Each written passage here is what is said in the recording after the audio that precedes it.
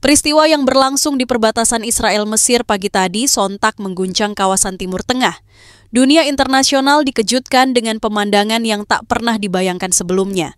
Perdana Menteri Israel berdiri di garis perbatasan dengan wajah pucat, tangan gemetar sambil mengangkat bendera putih.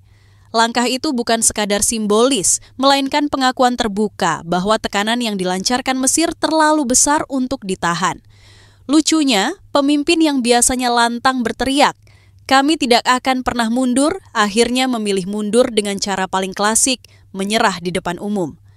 Semua bermula dari keputusan Israel yang kembali mencari gara-gara dengan meledakkan pos penjagaan Mesir di sekitar Gaza. Insiden itu awalnya dianggap sekadar manuver provokatif, semacam unjuk kekuatan. Namun, kalkulasi itu salah besar. Mesir bukan lawan yang bisa ditanggapi dengan enteng. Balasan datang cepat, presisi, dan mematikan. Dalam satu serangan besar-besaran, Mesir meluncurkan sekitar 700 rudal kecil, namun bertenaga tinggi ke arah pusat latihan pasukan elit Israel Shayed 13. Dalam hitungan menit, fasilitas yang selama ini dianggap simbol kebanggaan militer Israel itu hancur berantakan. Pasukan yang biasanya pamer foto gagah dengan cat wajah dan senapan canggih malah jadi korban serangan yang membuat markas mereka lebih mirip lahan parkir kosong. Serangan ini bukan sekedar serangan militer, tapi juga serangan psikologis. Selama ini, Shayed 13 dikenal sebagai salah satu satuan elit paling ditakuti setara dengan pasukan khusus dunia seperti Navy SEAL Amerika. Namun, reputasi itu runtuh dalam sekejap. Alih-alih tampil sebagai unit yang disegani, mereka justru jadi bahan olok-olok. Elit yang gagal melindungi markasnya sendiri. Bagi Israel, serangan Mesir ini adalah tamparan keras. Bukan hanya karena kehancuran fisik, tapi karena dampaknya terhadap citra negara itu di mata dunia. Warga Israel yang biasanya disuguhi propaganda tentang kekuatan militer tak terkalahkan, kini harus menelan kenyataan pahit. Gambar satelit yang beredar di media memperlihatkan reruntuhan markas Shayed 13 dengan jelas, memperkuat kesan bahwa Israel sedang berada di titik terendah dalam sejarah militernya. Bahkan ada komentar pedas dari pengamat, butuh 700 rudal untuk menghancurkan markas. Tapi hanya butuh satu bendera putih untuk menghancurkan keangkuhan mereka. Momen pengibaran bendera putih oleh Perdana Menteri Israel menjadi klimaks dari drama ini. Kamera-kamera media asing berhasil merekam setiap detik langkahnya yang gontai menuju garis perbatasan. Meski dikelilingi pasukan pengawal, jelas terlihat bagaimana wajah sang pemimpin tak lagi memancarkan keyakinan, melainkan ketakutan bercampur rasa kalah. Kalau biasanya dia muncul di podium dengan suara lantang dan gestur penuh percaya diri, kali ini yang muncul lebih mirip orang kalah taruh bola yang harus bayar utang di depan umum. Dunia internasional pun bereaksi. Negara-negara di kawasan menatap penuh tanda tanya. Bagaimana mungkin Israel yang selalu menampilkan diri sebagai benteng kekuatan justru luluh begitu cepat menghadapi serangan balik Mesir? Beberapa media bahkan menyebut kejadian ini sebagai titik balik geopolitik di kawasan. Israel yang selalu sok jago ternyata bisa dibuat bertekuk lutut hanya dengan sekali gebrakan, seperti anak sekolah nakal yang akhirnya ditampar guru piket. Balasan Mesir terhadap provokasi Israel bukanlah sekadar aksi militer biasa, melainkan unjuk kekuatan yang sangat terukur. Serangan 700 rudal mini dengan daya ledak besar itu menunjukkan betapa canggihnya perencanaan Mesir.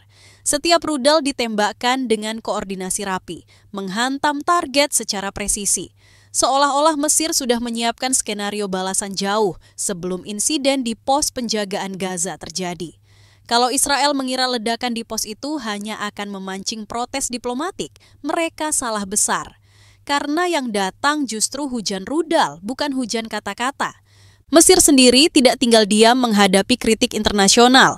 Di Kairo, juru bicara militer mereka dengan tenang menyampaikan bahwa tindakan itu adalah balasan sah atas pelanggaran kedaulatan. Mereka menyebut serangan ke markas Shayed 13 sebagai pesan tegas agar Israel berhenti bermain api di kawasan yang sudah terlalu lama dilanda ketegangan. Pesan itu jelas tersampaikan dan mungkin terlalu keras sampai-sampai Israel butuh bendera putih sebagai penerjemahnya. Reaksi publik Mesir pun pecah. Jalan-jalan di Kairo dan Alexandria dipenuhi orang yang merayakan. Seolah-olah negara mereka baru saja memenangkan pertandingan final sepak bola. Bendera Mesir berkibar di mana-mana. Teriakan dukungan untuk tentara menggema. Media lokal menayangkan rekaman rudal yang meluncur ke arah markas Israel berulang-ulang, menjadikannya tontonan nasional. Bahkan ada yang menyebut serangan itu sebagai tayangan favorit minggu ini lebih seru daripada sinetron atau liga lokal. Sementara itu, di Israel suasananya kontras total. Pemerintah menghadapi tekanan besar baik dari oposisi maupun masyarakat. Banyak yang menuding keputusan menyerang pos Mesir sebagai langkah gegabah yang justru merugikan negara sendiri. Media oposisi bahkan terang-terangan menulis bahwa kepemimpinan Israel sedang kehilangan arah. Kalau biasanya pemerintah mereka jago membungkus kegagalan jadi kemenangan, kali ini bungkusnya kebesaran, isinya kosong. Dunia internasional mulai bereaksi keras. Beberapa negara Eropa menyerukan deeskalasi. Sementara Rusia dan Cina memanfaatkan momentum ini untuk menyindir Israel.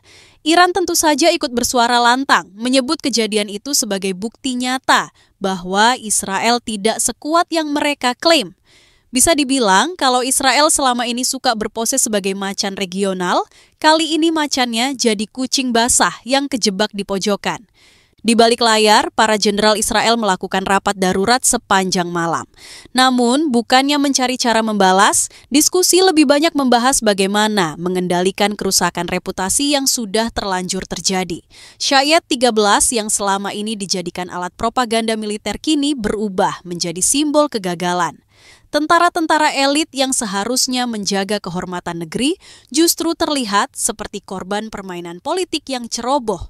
Alih-alih jadi tameng, mereka malah jadi tumbal untuk ambisi politik yang gagal total. Di Kairo, Mesir tidak menunjukkan tanda-tanda akan berhenti. Beberapa sumber militer mengindikasikan bahwa serangan 700 rudal hanyalah peringatan awal. Jika Israel berani mengulangi provokasi, skala serangan bisa meningkat lebih besar lagi. Ancaman itu semakin memperlihatkan siapa yang sedang memegang kendali di kawasan. Bahkan untuk pertama kalinya dalam beberapa dekade, Israel terlihat lebih sibuk memadamkan panik internal ketimbang merancang operasi balasan. Setelah bendera putih berkibar di perbatasan, suasana di Israel berubah menjadi salah satu periode paling kelam dalam sejarah politik dan militernya. Bayangan kehancuran markas Syayed 13 masih segar dan luka psikologis yang ditinggalkan tak kalah dahsyat dibanding luka fisik akibat ledakan rudal. Media domestik penuh dengan gambar runtuhan markas, wajah muram para tentara, dan tentu saja momen memalukan ketika Perdana Menteri mengangkat bendera putih. Jika ada poster resmi untuk kekalahan, potret itu sudah cukup untuk jadi cover utamanya. Di dalam negeri, masyarakat Israel terbagi menjadi dua kubu. Ada yang marah besar menuding pemerintahan bertindak gegabah dengan menyerang pos Mesir tanpa perhitungan matang. Ada pula yang memilih diam, tidak percaya bahwa negara yang selama ini dipuji karena kecanggihan intelijen dan militernya bisa kalah telak hanya dalam hitungan jam. Demonstrasi kecil-kecilan mulai pecah di beberapa kota dengan warga membawa poster yang menyindir. Salah satu poster bahkan menulis, "Kita punya Iron Dome, tapi ternyata yang jatuh malah harga diri." Krisis ini semakin memperparah ketegangan di parlemen Israel.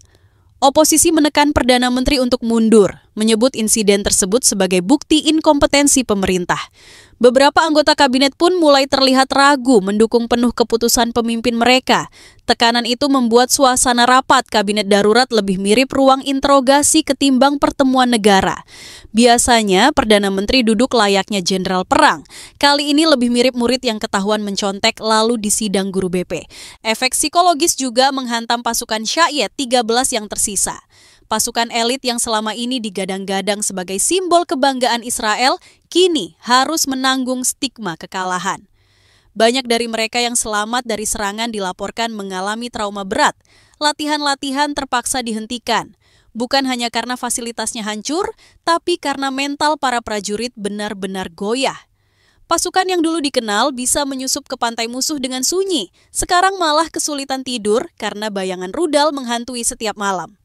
Tak hanya militer, sektor ekonomi Israel juga ikut goyah. Investor asing mulai menarik diri, khawatir dengan ketidakstabilan yang ditimbulkan konflik ini. Bursa saham sempat jatuh dalam beberapa jam setelah kabar serangan Mesir tersebar luas. Perusahaan-perusahaan pertahanan yang biasanya naik daun justru tertekan karena masyarakat internasional mulai mempertanyakan efektivitas teknologi militer Israel. Iron Dome mungkin masih berdiri, tapi kepercayaan pasar jatuh lebih cepat daripada rudal Mesir. Di sisi lain, reaksi internasional semakin mempermalukan Israel. Mesir menerima pujian dari beberapa negara Arab yang melihat aksi mereka sebagai bentuk keberanian menghadapi agresi. Beberapa pemimpin dunia bahkan dengan sinis mengomentari momen bendera putih itu.